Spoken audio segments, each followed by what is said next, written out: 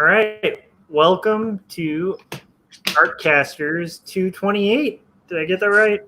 I think so. I'm pretty sure. I'm almost positive. I'm trying to pull up the thumbnail, but yeah. So 228. Okay, perfect. All right. So yeah, this is the show where we just talk about like the ins and outs of freelance illustration, cartooning, graphic design, just kind of working creatively for a living, or even honestly for passion. And so yeah. So this is, you're on my channel. You know where to find me. I'm Joshua Kemble. You can find me at joshuakemble.com. You can also find a short preview of the graphic novel that I finished the first book of, about faith and mental illness, that I handwrite, hand letter, and hand ink, and then hand to you, hopefully someday in print. You can find that at quarterlystories.com, but it's only a very brief preview while it's being kind of shopped out to publishers. So Scott, where can everybody find your stuff? Yeah, so you can find me at circworks.com. I'm at Circworks on YouTube. So at circworks.com right now, I got a special going on. All my digital products are 40% off. And I've been actually getting a few orders, which is kind of cool. And also on the YouTube, I've got my series, Making Comics 101, which is basically a step-by-step series on how to make comics, everything from coming up with your ideas all the way to eventually publishing your book, which we'll get to soon. We're getting close. I think we've got another 4 or 5 episodes, I think, maybe a little more, but around that much. So not weeks, I should say, because there's a topic each week, and then I do 3 episodes in that week. But I know it's confusing, but yeah. But if you like to make comics or you want to learn how to make comics, that's the place to go. Awesome. I guarantee you there's not a more comprehensive series on how to make comics all in one place on YouTube. So yeah, it is a good series. And then we're joined again by returning guest and really good friend, Chris Kawagiwa, cartoonist, illustrator, graphic designer extraordinaire. So Chris, where can everybody find your work? Hello. You can find my stuff at chriskawagiwa.com. And if that's too much, it's on there. Good. I was going to say, if it's hard to spell, just remember Sketchboy01. I'm on Instagram and Facebook. I really need to attend more to, but mostly Instagram. And then that'll also connect to Kitten Rivet, which is my wife and I's company where we put our stuff together. We take our stuff to mostly conventions. That's kind of on pause right now. But we're busy still making stuff. So yeah, Kitten Rivet and Sketchboy01 are our handles that you can find our stuff at. Awesome. So, the topic, Chris, that you kind of wanted to talk about, which I think is a good one, is being creative during a crisis. And so, is this a particular crisis we're talking about? Or? Which crisis? I don't know. Everything's fun right now. Yeah. I wasn't sure if you guys had already talked about something like that, just because it seems a really, I think we've touched on it before, but it's like, that's what people want to talk about. We did have one. I think we had one where we're like, we're just going to do something fun. So we did we just did a tribute to How to Draw Comics the Marvel Way one cool. time. Yeah. But I still think, this is the kind of stuff people want to talk about because this is what everyone's going through. So I don't think, at least while this is going on, we might take a break here and there just to do some fun stuff, but more or less, this is what people want to talk about, and everyone's going through this. So I think that doesn't hurt to keep talking about it. Yeah. And I do think it's a slightly evergreen topic in the sense of like, well, right now we're in a weird scenario that's very unusual, unique to my lifetime, where it's like the entire world is impacted by the same crisis. Right. But in general, as an artist, you're gonna go through occasional crisis, and and you're gonna experience some really rough times. And so creativity during those times is like a very even though right now I think it's extremely highlighted, but I still think it's an evergreen thing people can come back to as well. Yeah, because you're always going to go through something in your life that is going to make being a creative professional really difficult, because it's not something that often it's hard to make that a priority when more pressing matters are at hand. Yeah. And as if being creative, a creative professional isn't difficult enough already. Right. Add anything else, and yeah. But I feel like, I don't know. I feel like anytime I've seen any other colleagues and friends online, we're all very much in the same boat, and I feel like knowing that you're not alone is really helpful, and seeing that other people seeing how they've adjusted is really kind of inspiring, I think. Because I mean, yeah, I got to say I haven't been as creative as I'd like to be, but I think it's very, very much possible to learn from to see what other people have done, to kind of adopt what they've done, and see what you can do in your life, however you can manage, because everybody's situation is different. Yeah, we're all experiencing similar things, Yeah, 100%. So like what in particular, like how has the kind of crisis like impacted your creative workflow, like initially? Where is it at now? Do you want to kind of touch on that a little bit? Yeah, I mean, for me, I'm very, very lucky that where I work most of the time, I freelance, but it's been for a few years now. They were able to transition to a work from home situation, and we're all able to like take our computers home. And I for the first time have a Cintiq in my studio now. So in a certain sense, I'm like, this is really lucky to have as much as we do. We got all of our IT guy to get us all connected, and we do our morning meetings just like we usually would. And in some cases, we check in more often than we would when we're in the office, because we didn't have morning meetings like on the dot, but now we do. And to go, some aspects of that process are probably more beneficial. You almost take it for granted when you're in the office all together that like everybody knows what's going on.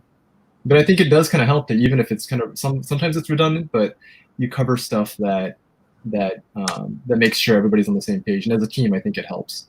Yeah. So for my situation, I've been able to like transition fairly smoothly to a work from home situation, along with the rest of my coworkers.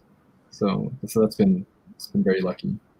That is good. I'm curious. It'll be interesting to see once things start to go back to normal. I mean, now that people know that you can work from home, are they going to be more open to that or whatever? Because I was listening to the Bancroft Brothers podcast. I know Josh, one of the Bancroft brothers just from the NCS, NCS, but how-to books, the cartooning books. They probably do. I know Tom Bancroft. Tom and yeah, they're great. Yeah. So they've got a podcast, and a lot about animation, but I forgot which one was talking about that they were working, or I think they're both working on Space Jam 2. And they were saying how, before they were saying, oh, there's no way you can work remotely. We can't, it's impossible. But when they're faced with it, they quickly, it didn't take them long to adapt and said, oh yeah, you can work from home now. So now it's like, now the cat's out of the bag, and it's like, oh, well, yeah, we can't really use that excuse anymore. So I'm just curious if things will change back. No, we need you to come back, or, oh no, this situation works pretty well, or what that'll mean in the long run. Yeah, I definitely think there's going to be changes because of this, because it's like the necessity being the mother of invention. People that have to adapt. Yeah, I was just so amazed that we were able to do like a VPN system, and like we're able to access the server and get to assets that we need to, and still work and still be fairly productive in the same ways that we were before. Yeah, that's been definitely like enlightening. We're like, wow, we can do this. Like, this is possible. Like, I can still do this and still like make good like productivity. I thought that was very, very enlightening. And I think that definitely is going to change things, especially like, for people where it wasn't really an option or presented as like a possibility. Yeah, it definitely is going to change people's perspectives on it. Yeah, and I'm split on it too, because I think like the scenario where I'm working from home, it's like there's so many server lags, and because of the working remotely, that I think it highlights kind of the productivity that we do when it's not remote. But it is kind of amazing how it's possible, and I do think it'll open windows and opportunities for other things. Yeah. If not, also for people that are still kicking, I think it does open the appreciation for an art team. Because I think that it's always tempting for businesses to think like, oh, well, we'll just outsource this and do it cheaper. Right. But it's a whole other thing when people try to do that and it's not very successful. Because like, you know, having local talent has all sorts of benefits. A huge part of it is just communication and interpretation of the communication. So, right. Yeah. For example, my coworker and I, we had to like come up with some new ideas. We're kicking around some concept stuff. So it wasn't just like production work or just kind of like finessing a design. We had to come up with some new ideas. And so basically outside of our morning meeting, we just had a video chat and we're just like sitting there and kind of like bouncing ideas off each other.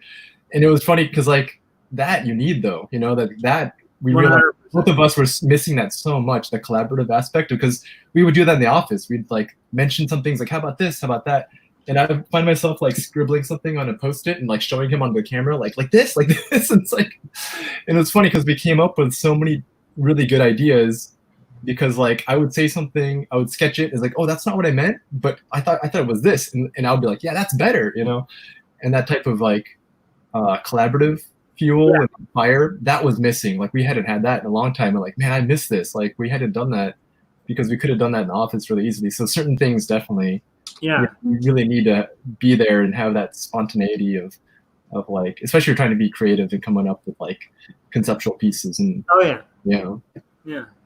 So I thought that was we had to kind of like make do with the video, you know. But I'm glad this technology exists because like I think like 10 years ago, like how much connectivity people had and how feasible it would have been, you know. Yeah, I mean you'd be like, I don't know. That is a tough thing to even envision. I'm like, even trying to kind of get work done, it's like, would you be like pulling the phone cord really long? Like, I don't know. Technology has definitely allowed for us to kind of have some companionship and collaboration amid this isolation. Whereas I think outside of that, it would be very hard to be able to kind of stay tenable as a creative industry. Yeah. So that's okay. So professionally, it hasn't affected too much. What about personal creativity? Has it had an effect on that, or hasn't had an effect on that? Or I think like in my optimal dreams, I would have immediately taken this time to like work on my comics and personal work and stuff. But I have to admit, I haven't.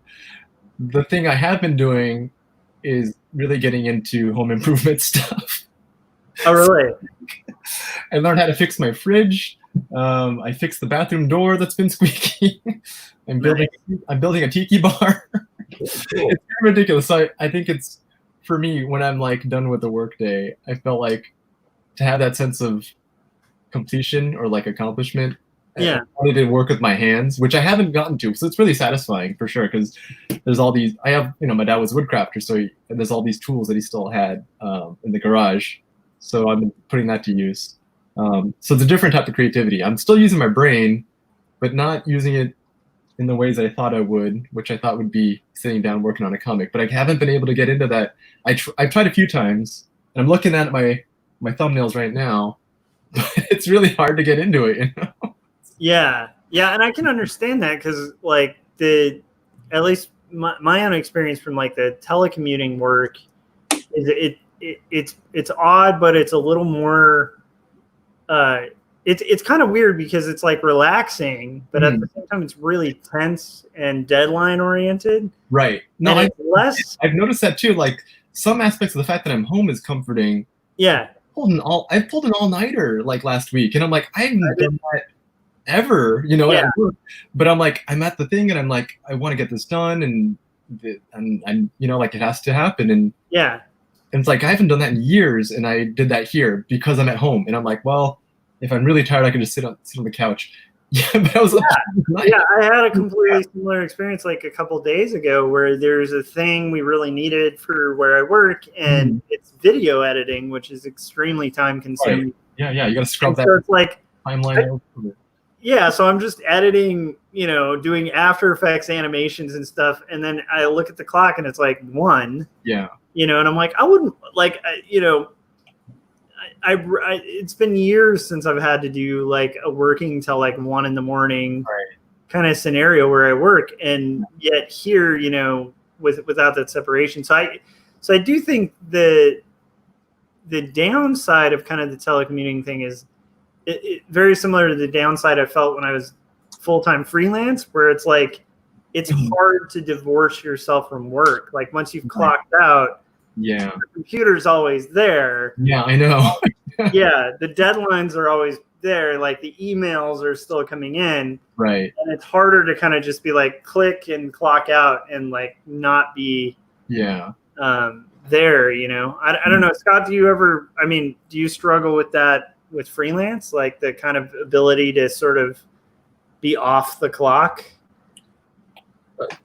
How so? As far as being productive or getting into like the work day and the groove, or that kind of what you're asking, or no, more the opposite, getting out of the groove and being able to actually clock out. When Chris had mentioned home improvements, because that's stuff I like to do, and I typically do a lot of that, but right now it's just like I'm working nonstop. A lot of it is this YouTube series I'm doing. It just takes so much of my time, and I guess I didn't even really realize it, and I was like I've got all this time and all I'm doing is working, and I'm still not getting as much done as I should be. And when I stopped and just stood back and like analyzed where all my time was going, 20 hours a week is going into YouTube, which makes like zero money. And I know eventually, this is evergreen stuff that it'll continue to go, and it'll continue to hopefully get views and hopefully build a channel or whatever.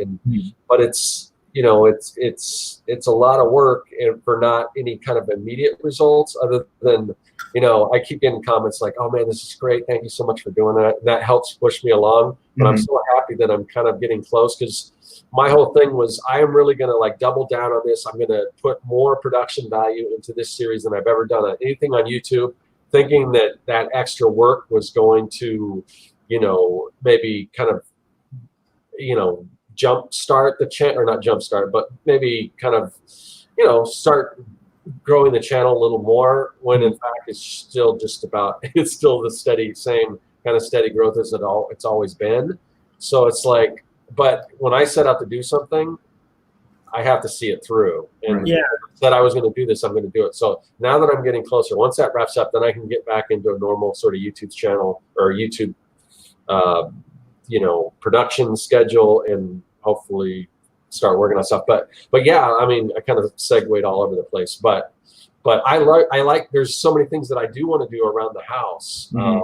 And I just haven't had a chance to do that. It's just like, but it's like nonstop. So I'm really bad. Like today, actually, I didn't do hardly any work. Like my kids came over, they haven't been over here since about a week. So I found this recipe that I wanted to make. So I spent a lot of time doing that, and I had to go to the store and get some stuff for that and all that. So it was, today was kind of a nice little break, because otherwise typically I don't take that, that many breaks. But yeah, I had definitely a hard time disengaging from all this stuff. Did you have that YouTube project? Was it already started before the quarantine, or was it? Oh, yeah. So it was, this is something that I have had outlines and stuff for. This is something I've been wanting to do for a long time. And it kind of started not exactly the first of the year, but close, the beginning of the year. Because it's gonna, when all ends up, when it's all said and done, it'll be about 22 weeks long. Wow. And there's 3 episodes a week. So yeah, I had been planning this for a while. So, and what I'll probably do, the first video I'll probably do when this wraps up is sort of a retrospect, like what I learned from doing this. And there's a lot of good things that come out of it. There's a lot of things that probably not the best thing to do right now when I need to make up for like lost client work and stuff like that. But, I think it's important though. You're riding the momentum of, like you said, you're going to do it and you're going to complete it. So I think that. I can't not do it unless there's something. If I can do it with this stuff, with the pandemic, then, because I always say, I always put the caveat out there, unless there's some sort of like major disaster, and I don't know how I can get more major than this, other than, if it's something a little more personal, like a death in the family or something like that, that would probably set me back. But with this, as bad as it is, it's kind of everyone's going through this. So it's like, you know, what else am I going to do type of thing, you know, so I can see this through without, you know, without stopping it. So, and that's kind of what I'm going to do. But now that there's a light at the end of the tunnel, it's like, you know, it's good. I'm just looking forward to that. So it's going to be nice to have it complete. Yeah. Oh yeah. Awesome. Yeah. Because like I said, I mean, it is something, and the reason why I did this is because there's a lot of great information on YouTube. Don't get me wrong, as far as comics, like you can find anything that I'm talking about right now is already out there, but it's on this person's site, like this person's channel, or this person's channel, or this. I just wanted everything, because I've looked and I've seen people try to start doing something like this, like a step-by-step, how to make comics step-by-step, and you'll see, the first thing they're going to say, oh, this is the series, this is what it's going to be, and then they'll get 3 weeks along, and then they'll stop. Yeah. And I didn't want to be that guy. I wanted to do the whole thing. So once it's done, I mean, if anyone wants to take my title from me, I'm welcome to it. But good luck with that. So. What do we look for when it's done? What's the search terms to find the thing when it's complete? Well, if you go to my channel, it's all over my channel, but it's just Making Comics 101. Nice. Circworks making Comics 101. That's what it is. So. Very cool. Yeah, it's very impressive. I think I feel like I struggle with the clocking out thing. I always have when I used to like freelance for like 15 or so years, and then like now same thing where it's like it's struggling to clock out. But also, I find the same thing. Like I've been weeding our whole backyard and stuff, and just doing like manual stuff feels like a nice break. Keeping my workout going and stuff like that helps me kind of disengage from like the everyday. But I also I'm aware of myself, and I know if I stop doing the side creative stuff, I'm not going to do it like for art. And so it's like trying to keep that train moving is always a challenge, but I think might actually weirdly enough be a little more challenging in this time, than it is when you have kind of a semblance of like a repetitive schedule. That usually allows, at least for me, I find like a repetitive schedule allows for like building strong work habits where it's like you do every day. Yeah. But if when they're shifting stuff, it is hard to kind of maintain that balance of consistency with creative output. So, and then like for me, like with the recent submission to all these publishers and stuff, it's like there's also that pending looming thing. And for me, it's really hard to work with the pending. Yeah. And there's nothing you can do about it. You just have to be patient. There's nothing to hurry the process up any faster. Yeah, it's completely out of your hands at that point. And meditation. Yeah. So that's where it's like I think I'd either be spending my free time I'd probably be spending it worrying or working on the next thing. Yeah. So I find that working on the next thing kind of helps, but it is a struggle every time. Like right now, I'm just doing script writing. And it's hard to kind of get back to that board every day. Right. So there's all these tricks I use, but it's an interesting thing to try to maintain creativity during this time. So it's interesting, like your Instagram posts have changed from like drawing to writing posts, So, like how do you show the act of writing? It's really difficult because it's mostly just sitting in front of a screen. Yeah, and I also don't want to give away the whole. I know you don't want to. Yeah, that's the point. Especially at a rough stage, because it's like people are less judgmental of like a rough drawing, but like if they read a script and it's terrible because it's the first draft, they're going to be like, "This guy can't write." And it's like, no, it's a first draft. Like, it's very much. Yeah, you're exactly what you said. Very forgiving of like still working on it. Yeah. So I got to come up with something fascinating to kind of. I don't know, some way to frame it, because so far all I've thought of is just putting weird objects in front. That's what I'm saying though. Like that, you're getting creative with something else though. You know what I mean? Like I thought that was cool. Like you kind of you had a drink in front of it. It was kind of like obscured. Yeah, I think that's very interesting. Like, it's how do you show these new things that you're working on in Yeah. a way? So you're still exercising that type of thinking, even if it's something totally different, which I think is really neat. Yeah. So like so that's hard to maintain. Are you finding that like, so your creative projects are mostly like around the house projects, but a tiki bar sounds pretty darn creative and important. Yeah, it was. I thought it was gonna just resurface the top, and then I turned it around, and the wood was rotting. So basically, I'm rebuilding the whole thing. So yeah, it's basically doing a lot of measurements and trying to figure out structural stuff. But yeah, it's still fun. I do find myself even working here. I'm actually spending more time outdoors than I did when I was not quarantined, because I go to my backyard and I actually see some during my lunch. I'm like, well, I need to step out of this tiny little studio for a couple, like a little bit. And it's like, this is really nice. It makes me appreciate nature. It's like, there's a lot of birds and butterflies out there. It's like a Disney movie. It's really nice outside. So I'm like surprisingly getting more vitamin D than I did before, because like usually I'd wake up, go to the office, and we go out for lunch for a little bit, sometimes not, and then you come home and it's nighttime. Yeah. So in that aspect, I'm like finding little bits of things that you can appreciate if you're so lucky. Like I'm definitely, of course, I'm really appreciative of the fortunate situation and that I'm still able to work from home and work at all. Yeah. Yeah, I'm definitely finding some nice, peaceful moments out there while I'm here. Yeah, I've been finding that too. Like I'm surprised to be weeding my backyard. Like I have notoriously terrible allergies. Oh my God. Yeah, me too. And yet I'm still forcing myself to go out there and do it. Wow. Part of it is just, it's nice to be out there. And like you were saying, it's interesting to be at my house and like see like, oh yeah, there's like birds and weird bugs and stuff in the ground and all this just weird stuff I never see or experience, when I'm doing the 9 to 5, Right. Yeah, you do see a lot. You appreciate nature a bit more. Like did you see on the news about how the canals of Venice are crazy clear now, and you can see stuff like all the sediment that all the boat traffic was kicking up is like settled down, and it's like, wow, the water is beautiful here. It's kind of crazy.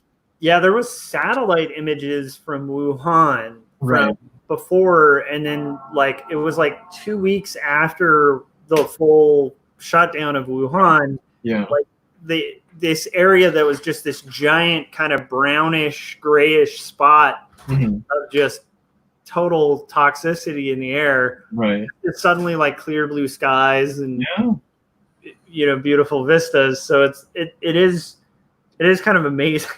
Right. Yeah. I don't want to say I'm reminded of that moment in I'm gonna bring up a Marvel reference, and you should watch Endgame. Yeah. Right. So when Thanos snapped half of all human life, and then there was like Captain America mentions like, oh yeah, I saw a pod of whales by the Hudson. And it's like, it's kind of a crazy thing, and yeah, it's despite all this, you have to try to find those little things that are good, that are in there, because you can wallow in hopelessness, and it's very easy to, especially if you just keep the news on, it can definitely impact your wherewithal. And yeah, if your heart is broken, you're not going to be able to create stuff. I feel like you have to be a little bit, I mean, of course, like you can't just ignore the things that are out there, but be aware enough and then insulate that in order for you to be able to keep creating and make the world a better place afterwards, Yeah, and I think also like the filter you're kind of talking about is really important too, because it's very easy to get crippled by things and kind of use those as reasons not to kind of move forward or be productive as a creative. And one of the key tricks that, I don't know, I think there is a thing like resistance, like talked about in, the War of Art, where it's like this thing that's constantly pushing you to not be creative and not do things that are productive for yourself. And I think it's one of the best tricks to get somebody to not be creative is to try to kind of play up insecurity, doubt, fear, anger, like those things usually kind of cause, it's like the stuff that's deadly to Jedi is deadly to creative. But like you can also use some of it as fuel. Like if you're furious about the government or about something in the news or what's going on in the world, you can always pour that into creativity too, which I think is another nice solution. It's more Sithy, but it's still another, another way to go with the creativity. Yeah. No, I think I totally agree. Yeah, it's like if you can use that, it's like Aikido. Like if you're using the energy that the world is giving you, or even you're feeling, it's being able to channel that. And I feel like if you're a creator of any sort, you should exercise that muscle in order to like learn how to reform and redirect and kind of like focus those energies, because just letting you hit it full on, and like that's got to be incapacitating. It's like that's totally understandable. That can be totally just too much. So it's like it's good to be able to learn how to accept certain things, but also learn what you can do to manipulate those things coming at you. Yeah. So you're using, I think it's a good idea to, like, when you're working from home, like take advantage of the things you couldn't when you weren't, right? Mm-hmm. So if people are stuck at their homes, like whether with work or not, right? Take advantage of if there are positives in the scenario, find them. Right. Like, do you often get to like go for a walk around the neighborhood? Right. Yeah. Now's a good time to kind of check that out and see what it's like. I gotta mention, I am very lucky. I have no kids to have to take care of. So I've been watching all these videos of parents, and I feel like that's a totally different ball game. If you're having to be a teacher in addition to working and trying to manage life in general. So it's like it's been interesting. So I can't say so much about that because like I don't have that experience, like so hats off to all the parents out there managing all those things. It's got to be a tough thing to do that during this time. Yeah, it's a juggle, and some of my coworkers have kids too, and so it's one of those things where we're all kind of trying to find this balance. But it is interesting when you have to, like, I have to have a discussion with like one of the C-suite at my company, and my kids running around like, let's play this thing, and I'm like, you can't. I gotta. It's very interesting. You're seeing kind of the home life of so many celebrities and newscasters, and it's all like, you know what? We're all there's something similar for everybody, They have to deal with these things because they're always going to be there, It's and some of the funniest videos I've seen are like the newscaster, the weather guy that has like a cat. Now the cat's as famous as he is, because the cat refuses to not be paid attention to when he does the broadcast. That's hilarious. Yeah. I mean, I think, and kind of navigating that is not impossible, but it is definitely challenging. Like my wife's the kids book illustrator, and she just got 4 kids books. So she's working on 4 different kids books simultaneously. And so it's like, I'm working, she's working, and our son needs attention and also needs to do his school and stuff like that. So it's like this weird shifting and juggling of like, I pulled in I was up till 1, I'll take a quick nap. Then she was up till 1, she's going to nap, like we're all kind of shifting and juggling. And like what you said about Aikido is really interesting because it is very much like that, where we're kind of having to flow with it, like in a weird way where it's like, okay, well, it's pushing this way right now, so we'll just kind of go this way and kind of having to roll with whatever works, because it's just the time and the is almost non-existent. Right. It is really hard to keep track of days, and I feel like a lot of the normal stuff that I would be aware of feels different because it's like the flow of time and situations seem different now than they were before. It's very fascinating, and I am curious about like the implications of this for for workplaces moving forward, like what we were talking about with telecommuting. I'm curious about like the flow of time. Like, will this impact our perception of time? I know regular work week, like it's because I did the whole working from home thing for a really long time, but it still was different in those scenarios because I feel like at least when I was working from home at those times, like if I wanted to, I could like go to a restaurant, or right. Go to a Starbucks and get a coffee, like just to get some air. Yeah. Yeah, or like people watch at a Barnes and Noble, or like whatever it is to kind of just get out of the house and kind of have like that semblance of community or whatever. It's very very different when you really don't, like, that's not really an option on the table. So it is really it is a fascinating thing with what that does to your perception of time. Yeah. Do you find yourself using like Zoom and FaceTime and stuff like that to keep connected with people? I don't as often as a lot of people I know, but I've never been, like to me it's like I don't really have time. Right. Like I had to cut. Still doing stuff. Yeah. Yeah, like Corey Kerr and I do this thing called the 48-hour art check, and I had to bow out of it for a couple weeks while Mai's doing those books, because I literally can't juggle it on top of the other stuff we're juggling here. Yeah. So, which is actually pretty good, and Mike Emirates is in there with Corey doing a killer job at it. So yeah, I'm hoping Mike will be down to like stay on if I come back to it, because that would be just killer to have Mike on as well, because he's amazing. So yeah, but yeah, so that's like with work stuff. I'm not really doing a lot of Zoom meetings or anything like that. Like it's mostly phone calls and just emails. Right. I think if we get the full team more telecommuting, then it might make sense to kind of get like Zoom meetings and stuff going. But I've done a couple Zoom meetings. What about you? Are you doing a lot of that? I mean, you did mention kind of like, video chatting with a coworker to kind of troubleshoot and conceptualize. Yeah, so my network does the Google Hangouts thing. So it's like we have a little layout. I mean, I guess you could change it, but it's the Brady Bunch style. A bunch of squares. And it's become familiar now. It's kind of well adjusted to that, and it's working pretty well. It still makes you wash your face and comb your hair in the morning.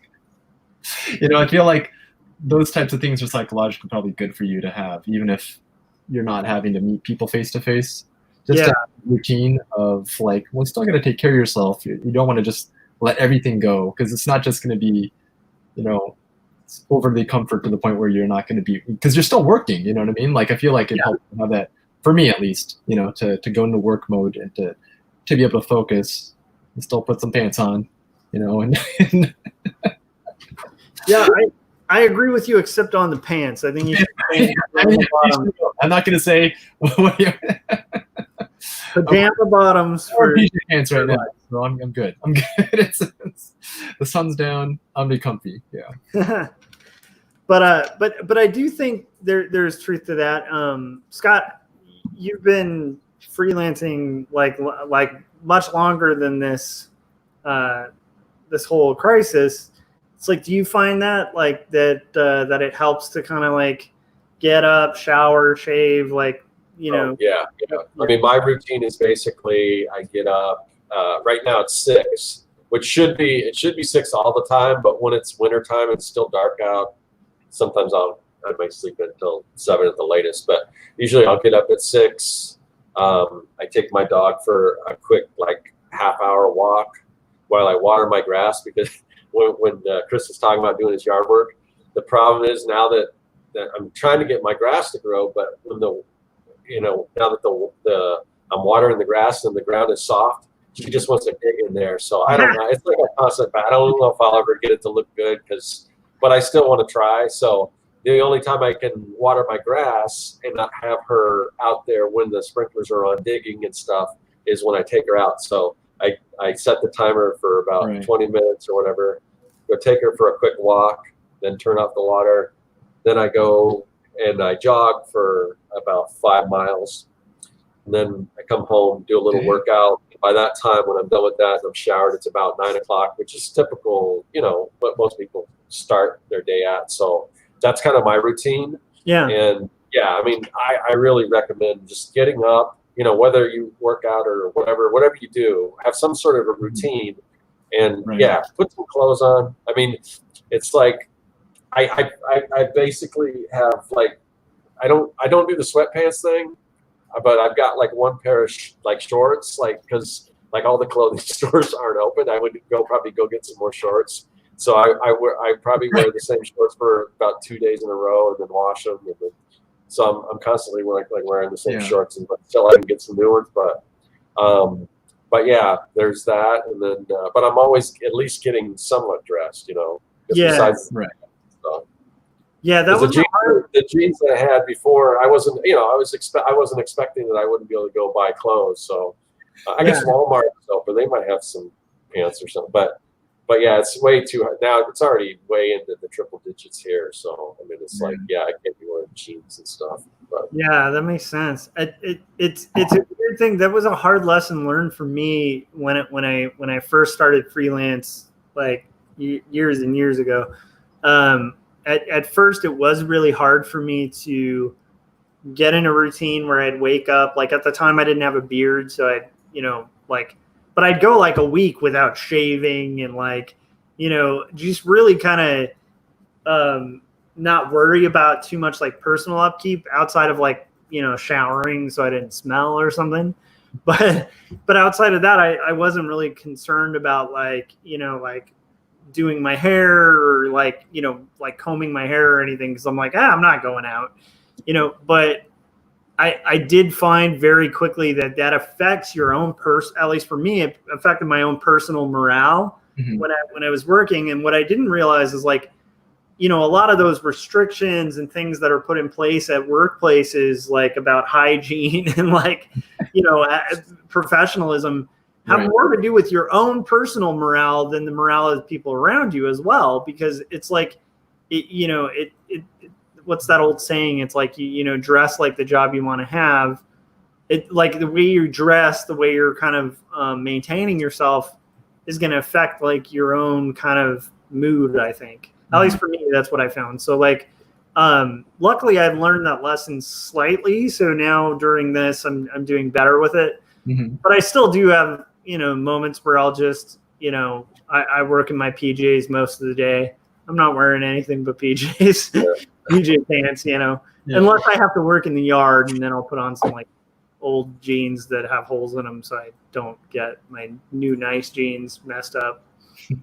Yeah, like the shaving thing, that's something that if I wasn't doing these YouTube videos, and the thing I'm trying to do is I'm trying to keep them evergreen, so I don't mention anything about what's going on in the world, because when this is all over, I still want people to go in and just watch it normally. And part of that is, otherwise I would probably, not worry so much about shaving and stuff like that. But I started clean shaven, so I want to take it through. I want to keep the haircut thing is the issue. What do you do with that? Yeah, how do you? Well, I have clippers, so I try to give myself sort of a haircut. I'm not going to mess with up here because I don't know how to do the scissor part. But and usually that's for at least my hair. It's the sides are what gets unruly. This up here I can deal with if it gets super long, but so I'll deal with it as long as I can. But yeah, so yeah, it was kind of uneven looking, but I did the best I could do. So That's a good thing to bring up. So what do you do about haircuts? I was going to ask you guys just to try to figure out what to do, because my wife gave me a little bit, but it kind of worked for a little bit. Yeah. I figured I'd do as best as I can, and then eventually when I have an opportunity to go get a haircut, they can fix it. I mean, it's not like you can ruin it. It'll that's the thing. It's this is such a first world problem to have. It's just a thing. I've been cutting my own hair for about 2 years now. That's very impressive, because I can't for the life of me figure out it feels everything's backwards, so I can't. Yeah. It's hard, and I think it's harder if your hair's a little longer. For me, I'm keeping it relatively short, and so most of it can be done with just clippers, which is a lot easier to eyeball. And then I just have my wife, do you like my neck? Okay, yeah. So, I think all my clippers are really old, so they kind of hurt as I was using them. So we kind of gave up halfway just out of. They have oil, clipper oil on Amazon, like a giant tube for like $2. Yeah, stuff that I knew nothing about. I'm having to learn, so it's a good opportunity to investigate these things. But I will say, like, part of why I did it was just for budgeting, and so I saved like $30 or $40 like a week or every 2 weeks, because I'd spend about $30 or $40 on hair. I mean, it adds up over time. So yeah, I added that up. That's almost $100 a month. Wow. That I could save. Because Chris knows this about me. It's like he's known me when I wasn't bearded, and this would just grow back very quickly. It was very funny because you'd grow it over the semester in college and you just turn into an old man. You'd shave it, and then you're like 20 years younger when you shave it. Yeah, but like a week later, this is my face. It wasn't as nicely groomed at the time. I remember. Yeah, you have a nicer Obi-Wan Kenobi beard now. It's very, very nice. Yeah, I try to keep it. Very good. But now, see, I have more experience with beards. Yeah. At that time, it was more an accidental beard. Right. Yeah. Now this is a very intentional. Right. Yeah, that was on purpose. Yeah. But it is interesting to kind of to address that too, because I'm curious how people are handling their hair. Right. Me too. Kind of forget to even ask about. I've actually been using some of my wife's hairpins to pin back longer strands, and that works because I don't want to keep touching my hair, and I'm still doing it now. When it gets too long and gets my eyes. So, yeah, hairpin. Pretty cool though. Like I think maybe some '90s era like hairstyles might start back. Yeah, I'm very curious to see. So this was one thing I was thinking about was that all the conventions got canceled, right? Yeah, that was. And I was using like WonderCon and Comic-Con to be like the deadlines to release new stuff, and so I think that has affected a little bit of my the lighting the fire under me to continue doing these things because they're like, well, they're canceled. I don't know if I'm going to release this or so. But I'm also curious to see how this pandemic is going to affect cosplay and see if people will be wearing like functional masks and stuff to cover their faces. Not just to be in costume, but to be protected. Like it won't just be foam, but like actual PPE style. That is a fair point. I have a really good friend who's I have a lot of good friends who are Star Wars nerds, but one of my friends who's a Star Wars nerd was like, so is this the time where I can excusably go to the grocery store wearing my Darth Vader mask? I say yeah. If you're required to wear a mask and it covers your whole face. I was like, it's the only responsible thing to do. I've seen some funny pictures of like people dressed up as Darth Vader walking their dogs and stuff. I think a lot of people in areas that got hit pretty hard use those like blow up T-Rex costumes. Yeah. Which is pretty like it's really weird and disturbing to see like this dystopian bear cityscape with like a T-Rex. That's right. The apocalypse is not how we imagine. No, it's definitely that's an interesting thing too. Like, will this influence like pop culture in the sense of like dystopian literature? Right. Or will it just still be too weird to kind of for people to believe? We're seeing some funny things in the chats. I don't know about the haircuts and. I love it. Mortal Kombat masks. If you dress up as Scorpion or Sub-Zero, that's perfectly appropriate because I feel like because I've got one of those the black masks with little things and I feel like you're turning into a ninja and going out in the public. And Benjamin's talking about growing his hair out about 12 years ago, so just pulling it back and calling it a day, but having it since you were 8. That's probably you are the better man by doing that. Right. You have to like put up with it before you can actually get to that point, But if you can do it, you can keep it all. Anytime I've grown my hair long, like it gets to about here, and then it starts kind of flipping out, like curling out, and that's usually when I have to cut it short again because I just don't have the guts to go through the stage to get it to go down again. Right. Yeah. But yeah, hats off to anyone who's gotten there. Yeah, and then Frank was saying his friend's a barber and getting a lot of work doing home visits. Yeah, I can imagine. Right. Yeah. So, interesting. But yeah. I think I'm curious about conventions. Like, so did that obviously has like a slight impact on like hit and rivet and your own personal projects too.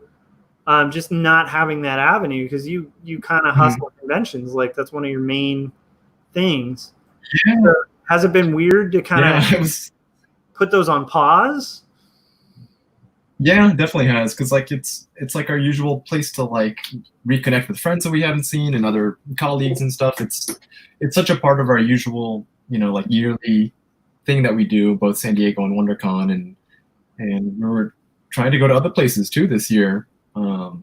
So yeah, we've had to just kind of adjust and like, well, those are off the table. Those aren't like, we usually get sick even without, like a pandemic going around because so much contact. It's like we're aware of how dangerous it is to be there because there's just so many people. You're shaking hands and every single person's running at everybody else, But yeah, just so that being like the reality of it, it's like, well, this is just has to be the way it is right now, Yeah. But yeah, I feel like coming up with new deadlines is probably like the better idea for me to try to like come up with stuff.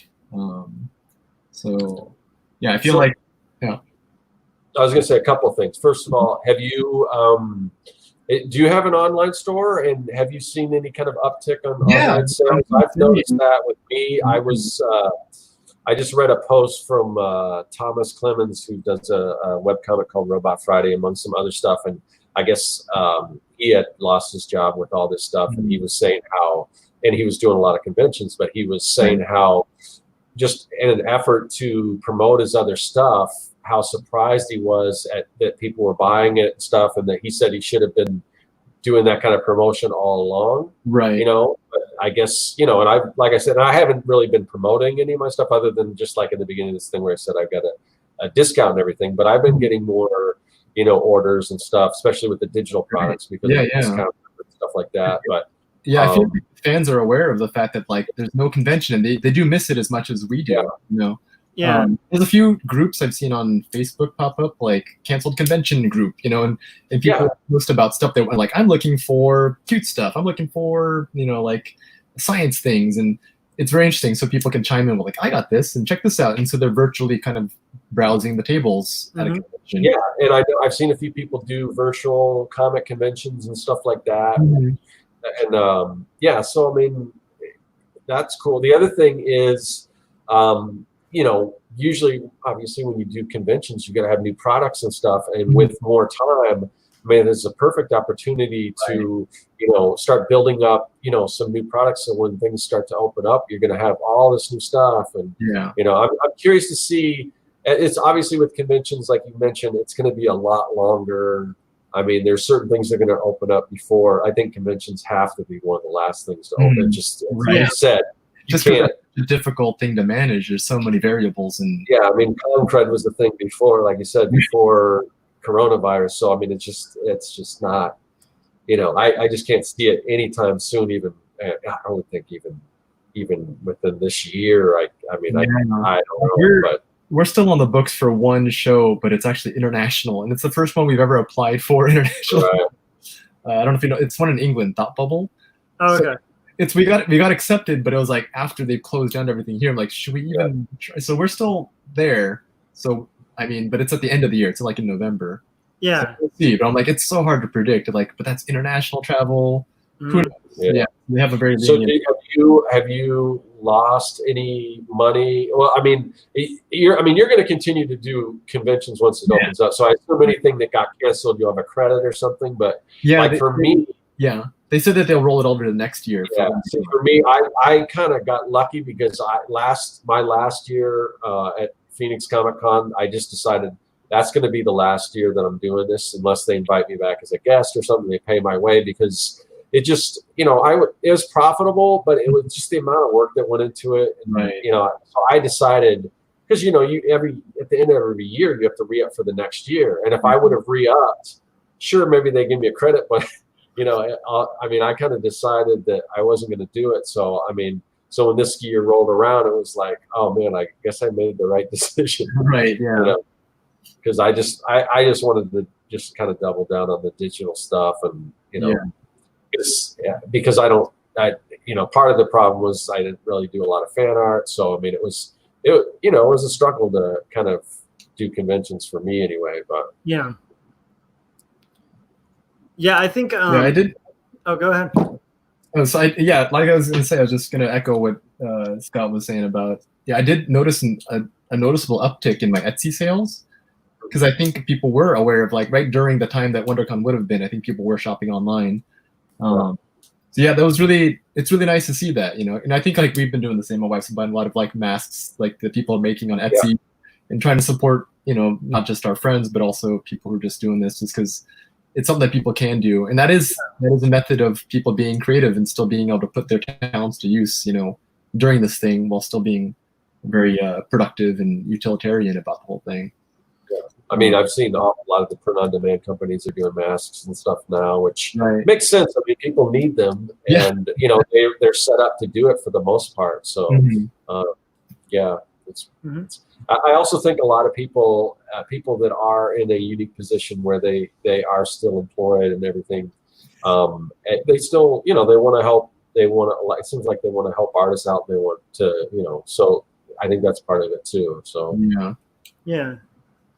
I think as for like motivation outside of conventions, right? Because like conventions might be back, might not, you know, so it's such a kind of up in the air thing probably for a while with that. So what else could be the big deadline motivator? And then the other thing is, could the motivation be kind of similar to what Scott was saying, where, you know, like, you know, when conventions do kick back up, and you're like short on new inventory, and you're like, oh, if only I had time, right?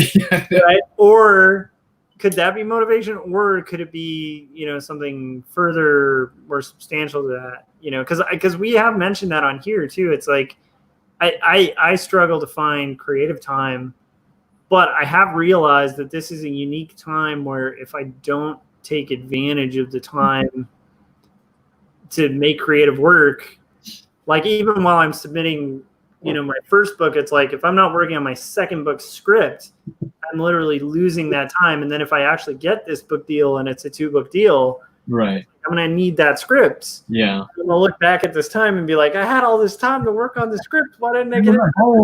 I was at my computer. You know? Yeah. Right. So I don't know what do you think could be the driving motivation to kind of get the thing done, because a convention is like there's like a sense of fulfillment about that, and like meeting people and being able to show off your product and stuff. Yeah, especially like it doesn't happen very often, but people that do come back and say like, what's new, you know, like, oh, I'm not pitching them anything, they just want to see what else I have. Like, I mean, I feel bad when I say I'm like just this, you know. So I think Scott's right, totally. Like, this is a great time to like build up that inventory of things that you've thought of. And I do have some ideas. So I'm like, that one I feel there's a couple like projects outside of comics that I'm like, I really wanted to have this ready for the next thing, you know.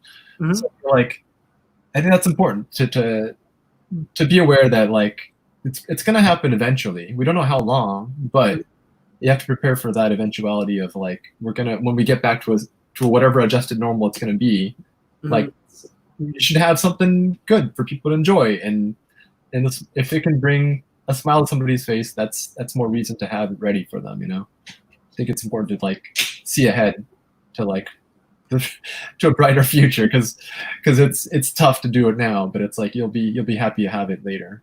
And I one thing I've been thinking of during this whole thing is the amount of like great literature and art that came out of the Great Depression. It's like it was like a real artistic revival, right after the Great Depression. You had all these people who were creating art during it that kind of spilled out from that. And I think like that could be our generation, you know? Maybe. Right. Yeah. You never know. Like this is definitely like such a significant historical time. Yeah. I feel like you want to be doing the most positive thing that you're able to, you know, within your means during this time. I'm just thinking about like the WPA and like the stuff that came out of like, yeah, kind of the words. Like I'm looking at posters inspired by that style now, you know, and like, and the things that can come out during a dark time, I think are really hanging on to. I love it. That's really good. Cool. Well, so Scott, like, do you have any tips or things you've kind of found helpful about being creative that we haven't touched on? Well, I talk about just kind of preparing yourself and getting in a routine is a big thing. I actually did a whole video on my, it's on my Patreon, but it's not hidden. You can go to my Patreon and watch it, but I left it open for everyone to watch. So you might have to scroll down a little bit, but I did a whole video on just ways to kind of stay productive and everything. It's, you know, getting up if you do, you know, exercise, keeping a routine. I mean, why can't I think of all those things right now, right off the bat? But I mean, it's I don't know. Yeah. I think we've run the gamut of most of it. What about you, Chris? Anything else you've found kind of helpful in being creative during COVID, kind of adjusting to the flexible, like, well, working from home, not working from home, like kind of things you picked up from it? Yeah, I think especially if it's difficult depending on what type of creative thing that you do. But I think like you can probably relate to being a writer, and if you're writing something about the human experience, being a person, and going through these emotions that we haven't felt before, and writing them down is probably a good thing too. Like it's probably really good if this is something you're struggling with, to like try to vocalize these things and not internalize them, because it's definitely probably not good for you to do that. But it's like to have an outlet and to be able to like write this down, but also use it as sort of creative fuel for the future. You know, if you're telling a story about somebody feeling isolated, now is probably the best time to be aware, try to like find out what that really means. Because we've never had to deal with this type of thing. And I think it's, especially if you're trying to write a story or trying to like find different ways to like approach a narrative idea, to be aware of these emotions that you're feeling and to like put them into some sort of creative fuel for the future, or even now. I think that difficult thing, I think, is putting these things into like some creative work now. To at least make notes of like what you're feeling and why, and investigate those things, I think is a good way to like redirect these emotions that you feel, even if they're negative, because they're okay to be negative. It's okay to not be okay right now, you know. I think just as someone who writes stories about people and deep things that we feel, I feel like being able to accept these emotions right now is a good thing. Yeah, I agree with you on that. I think another thing, you know, like to, you know, mention is like I think we're all pretty fortunate because we're all in a position where we're able to generate some revenue from home, and there's a whole ton of people out there who like, you know, and I had a very brief taste of it. I took a financial hit for about a week and a half. Yeah. And that was brutal. I mean, it was like not fun. It was pretty frightening, and I wouldn't wish it on anyone. And so like to know that like a good chunk of the world right now through that like longer than a week, that's a really flooring and kind of interesting bit of information. And also I think that puts more responsibility on those of us who are able to like kind of function and get work and stuff like that to be productive and really fully take advantage of like our situations. It's like, you know, so yeah. I think we covered this pretty well. I hope we were encouraging to everybody out there in the chats. Thanks to everybody who joined us in the chats. It's been a really fun conversation. It's always fun to have you on, Chris. We usually have you on around this time of year to talk about conventions. Right. And just, I mean, actually, usually it's a little bit before this month, right? Because this month would be the like can't talk to Chris month because you're at conventions. Yeah, so, right. Or also, usually I'd be at work really late. So, like, I'm really glad that, like, well, I already have my camera set up with the computer here already, and I had to talk to you and see how you're doing. So it's like good reason, good excuse to connect with some old friends, Yeah. It's funny. That's one of the things that I've noticed now that everyone's, they're at home. So, right. it's like, because I've seen all these things. Like there was this thing on YouTube where they did this Goonies reunion. Like, you might be, but you're still at home. Yeah, it kind of cut out there for a second, but I was saying I just watched this thing where they had this Goonies reunion where they had all the good. Now normally, obviously Josh Brolin is Thanos and he's got stuff going on and all these people, but the people are home, so it's like you're seeing all these reunions and it's easier to get people all together. So that's a good time. I mean, as bad as all this stuff is, there are there's some advantages and there's some take advantage of. This is a unique area. I mean, there's a unique time in. That none of us have really been through. There's just certain things that you'll probably never get certain opportunities again. So take advantage of those. I definitely have seen some really creative things that people have been doing on YouTube with like talk shows and getting people together. I saw like the cast of Hamilton all got together and did this one thing for a girl. And like, I'm not a very emotional person, but for one, I love Hamilton. Two, I mean, I almost went into tears with that. Yeah, they've done some amazing stuff, and I feel like you said, like this is as crummy as a situation as this is. It's an opportunity to find these little things that are positive, and when we have this technology to be able to connect people, and we all are in this together, So I feel like you can do something with that, Yeah, and I always try to kind of remember how my grandpa would talk about the Great Depression era. And it was never like a really sad conversation. It was always like this, almost like sadness for that time being gone, because there was a lot of memories of like family drawing close, and just people drawing really close to each other and being united and kind of fighting this thing. Right. So I think like since that generation, like this might be one of the first generations to go through something so global. Right. And so like it is one of those things of like, we should appreciate what we have now rather than like 100 years or 70 years from now or however long we're fortunate enough to and so cool. Chris, I appreciate you coming on. Where can everybody find your art and your comics and all your cool stuff? And actually, like, might as well throw out where like, let's say they wanted to check out your stuff at a convention.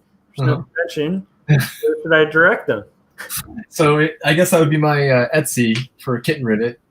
So if you look at, I think it's probably connected through my Instagram. If you look at the word Kit in Rivet, it's the characters that represent my wife and I. So you can find some of our pins and awesome and stuff there. Yeah. I love it. And I recommend it, especially if you're a fan of robots or kittens. Yeah. But there's more than robots and kittens. Yes. Check it out. It's pretty amazing. Yeah. All right. Also check out Chris's stuff, his portfolio and cool art and great stuff there. Cool. And then Scott, where can everybody find? Oh, wait. I go to you last. I almost forgot. So you're on my channel. You know where to find me. If you haven't yet, hit subscribe, bell, and if you want to read a brief preview of my autobiographical comic about faith and mental illness, check it out at quarterlystories.com.